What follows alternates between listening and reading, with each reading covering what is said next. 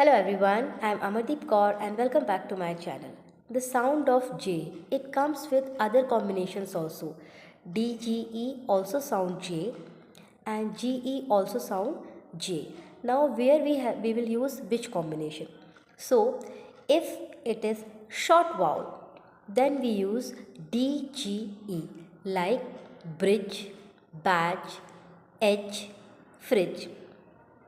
And if it is long vowel, then we use GE combination like cage, huge, page, village. I hope this will help you. Thank you. Keep learning, keep watching.